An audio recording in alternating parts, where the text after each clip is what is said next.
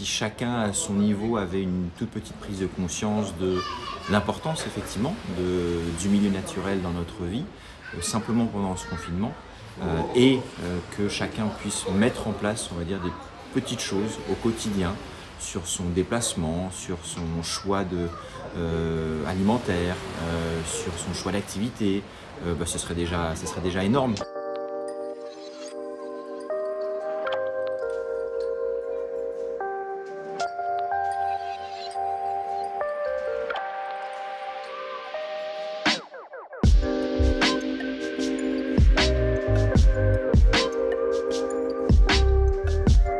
Moi, j'ai vécu le confinement plutôt de manière relativement confortable.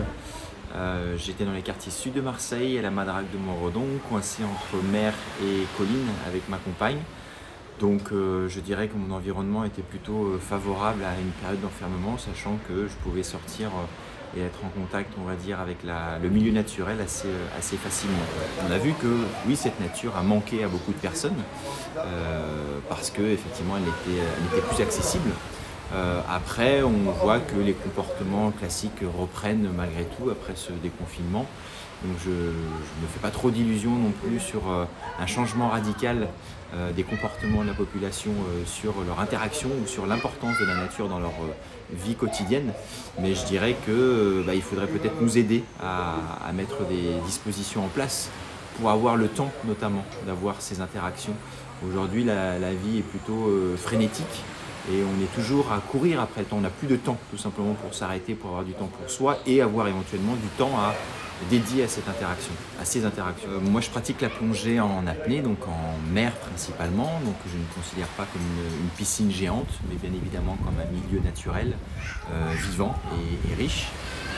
Ce milieu doit être préservé parce que, non pas simplement pour ma pratique personnelle, égoïste, mais beaucoup plus parce que c'est par ce milieu que un certain nombre de choses fonctionnent sur la planète.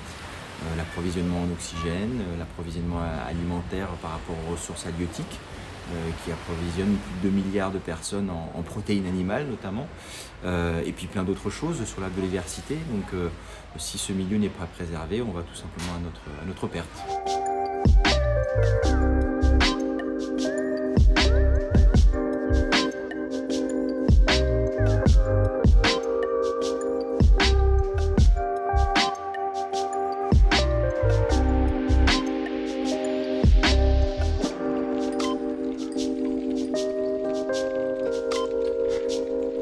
Ce fameux monde d'après, pour l'instant, il est comme le précédent. Les dispositions politiques qui vont être mises en place ne changeront pas grand-chose à ce que l'on a connu avant. Ces nouvelles pollutions, donc avec les masques et les gants que l'on retrouve désormais en mer, bien évidemment, mais en premier lieu sur nos trottoirs ou dans nos caniveaux, sont à l'image tout simplement de notre fonctionnement aujourd'hui.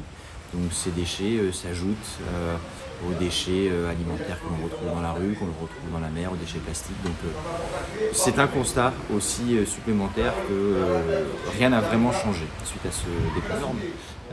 Après, pour tout ce qui est, on va dire, prise de décision beaucoup plus importante sur les transports organisés dans notre pays ou sur notre approvisionnement énergétique, ou sur notre manière de production, tout simplement. Ça nous appartient plus, on va dire. Donc, si déjà chacun a sa petite conscience et peut mettre en place au quotidien des petits gestes, ça sera déjà beaucoup.